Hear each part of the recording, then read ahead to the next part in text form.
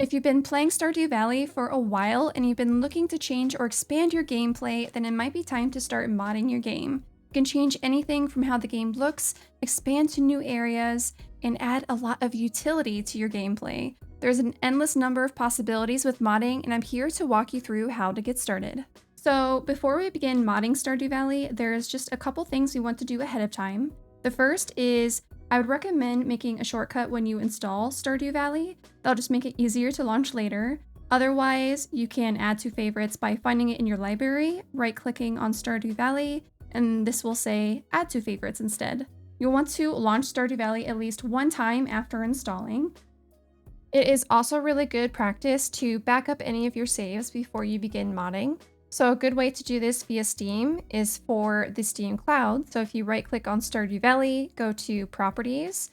On General, there's the Steam Cloud option. Ensure that this is turned on if you want to automatically back up your saves through the Steam Cloud. That way, if your computer or anything ever crashes, you can also get back your save game files this way. The other way is detailed on the Stardew Valley Wiki. It details instructions for Windows, Linux, Mac, and mobile users.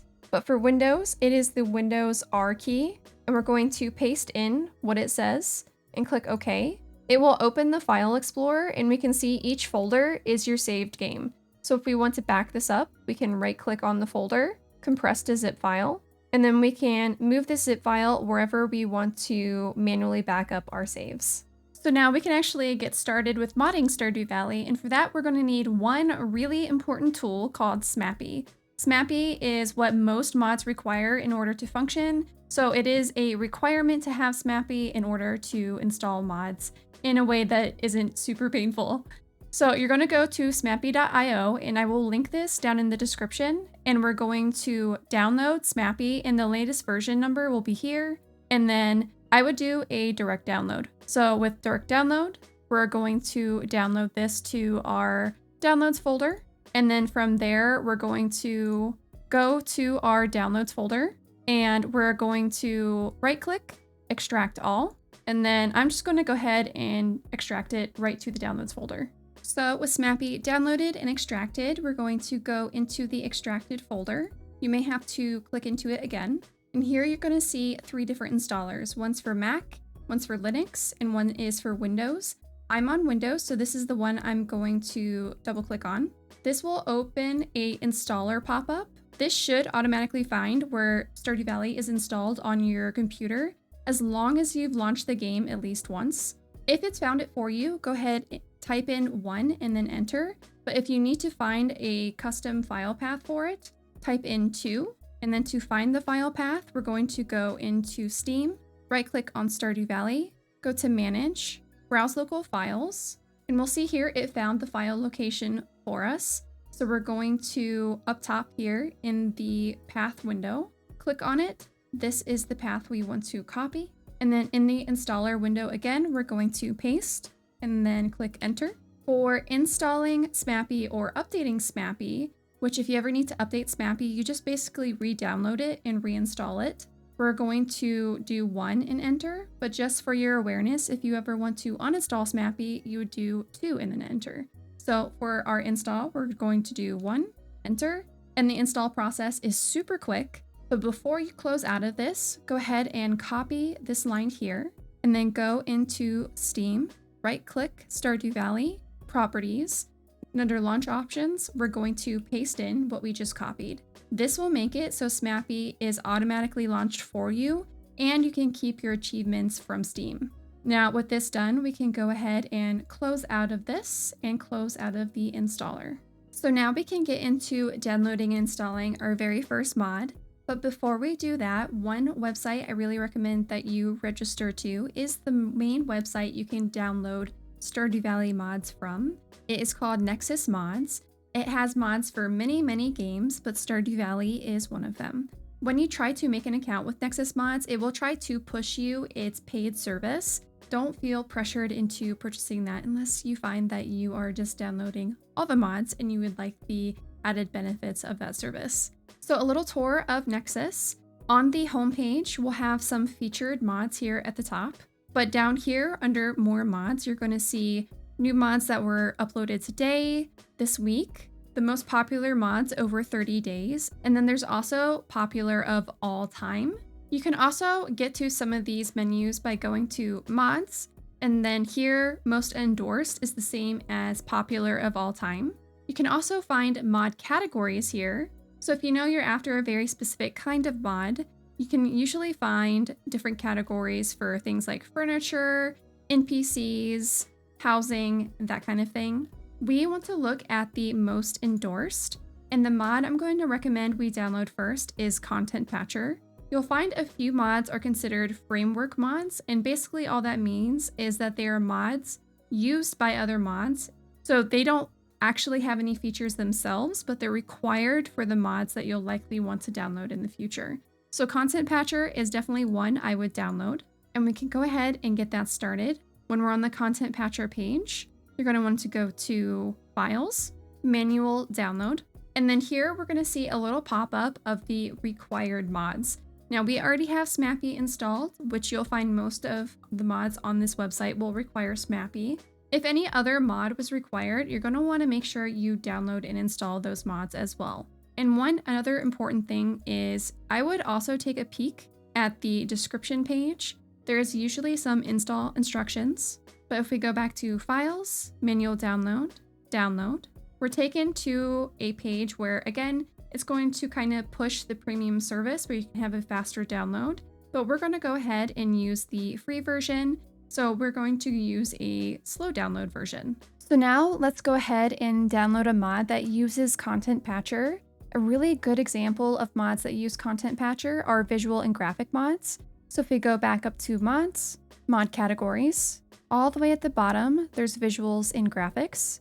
And then I'm sorting by the number of endorsements, which is also the like button. And this is all of the most popular visual and graphic mods. So all of these mods will basically change the way the game looks, either at a small scale or a very large scale. So my personal favorite, and it's actually the #1 endorsed in this category, is Daisy Nico's Earthy Recolor.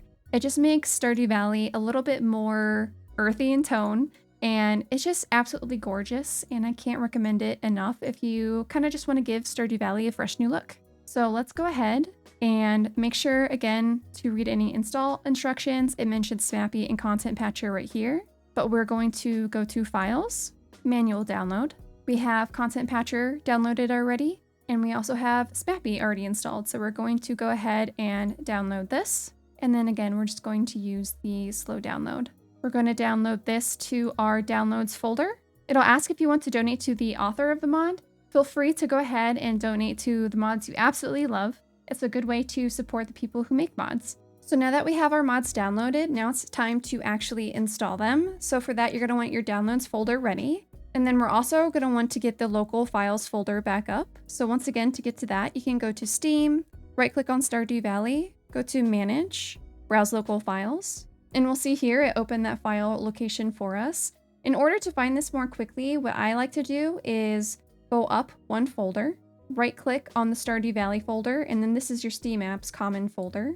But right click on Stardew Valley, pin to quick access, and we'll see on the left here that Stardew Valley is now pinned. So whenever you open your file explorer, Stardew Valley will be an easy location to find. And then from here, we're going to click into the mods folder. Some mods are installed with Smapi. Now we're going to go ahead and install our mods. So the first thing we're going to want to do is actually extract both of these. So let's extract these straight to the downloads folder. And with both of these extracted, all we need to do now is literally drag them into the mods folder. And that's all it takes to install a mod. There might occasionally be some additional install instructions on the page, so always look carefully at those. But that's pretty much it. That's why Smapi makes everything so easy, is you can just drag and drop the extracted folders straight into the mods folder and you're good to go. Let's go ahead and start Stardew Valley. You are going to see the Smapi window pop up very briefly. I will cover everything that means in a second, but for now, let's load up a game. And when we launch the game, we can see that the Recolor mod has in fact worked. This mod edits the exterior textures of every single map in the game, including all the trees, and even this artifact spot is a nice little clover here, so let's dig that up. But these reshade mods are an excellent way to freshen up the game and make it look brand new. I really recommend trying out as many as you can, and hopefully you'll find your favorite. So what happens when you're running into a mod where you don't know if it's supported any longer because it hasn't been updated in several years? As you're going through the most endorsed mods of all time, a really good example of this is UI Info Suite. How do you know this version isn't compatible? The way I recommend checking is to go back to the smapi.io website, go to mod compatibility, type in the mod you're looking up, so UI Info, and then we can see there is UI Info Suite, and then you'll see here that it is no longer supported. And instead, we want to look for the one in green. And actually what you're going to recognize here, and this is one of the very few instances where this will happen, is this mod actually is no longer on Nexus. So if we click this link, it'll take us to GitHub, and then this is where we can download it from GitHub. All you would need to do is, with the link it takes you to, you're going to download the zip file, and you download it, extract it, and move it to the mods folder to install it, just like the other mods I showed you. But the other way you would find that out is when you go to download the old mod, when you launch the game, you're going to see the Smapi console give you an error. So when it's red, it means there was an error loading one of your mods. In this case, UI Info Suite is no longer supported. And to go to the correct version is saying to go to smapi.io and do exactly what I just showed you, where you go and download it through GitHub. So while mod compatibility probably is going to be your most common type of error, you may run into other errors where you may not understand what it's trying to tell you to do, in which case I have a really nice suggestion of going back to the smapi.io website, go to log parser, and then we're going to follow the directions up here. So we're going to do Windows R to do the run command. We're going to copy what it says, paste it, click OK. And this will open in the File Explorer where logs are stored from Smapi. We're going to drag this into the text box on the actual website. We're going to save and parse the log. You'll see here, you can share this link with someone else, and then that will help other people in the community better able to help you diagnose your error. And as far as where you would ask this, I highly recommend, if you haven't already, to join the official Stardew Valley Discord. In the official Discord, there is a modded game support channel. This is where you would ask people for help if you're having problems with mods, and being able to supply that log is going to be the best tool to help you help other people solve your problem. And just a small tour of UI Info Suite when you download the one from GitHub. It comes with nice utilities like warning you if it's raining tomorrow, whether or not it is a lucky or unlucky day without you having to check the TV. It'll give you on your menu the calendar and bulletin board without you having to go into town.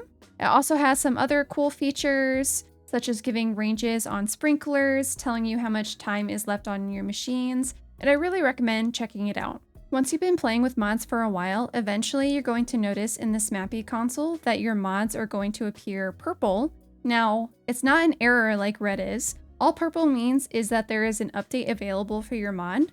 So to fix this, you're going to go to that mod's page on Nexus or wherever you downloaded it from. Go ahead and download the latest. We're going to extract it like we would normally, and then we're going to take that extracted mod and move it to the mods folder. Now, it may ask you if you want to replace files. Go ahead and replace the files in this destination. One very careful note when updating a mod is you'll want to always make sure to read the little notes that they have under the file that you're going to be downloading.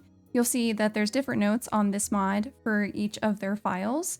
Most of these are just descriptors, but occasionally you'll see instructions to do something called a clean install. All a clean install means is to uninstall the current mod that you have and then download this as if you were downloading it for the first time. So if that were to happen, we would want to delete the old mod that we have, download the new version, and then install that like normal. And that is what we call a clean install. So now that we know deleting a folder is how you uninstall a mod, a quick warning on uninstalling mods. If you are using a mod that changes the terrain or the map of something, then you need to be very careful about uninstalling that mod.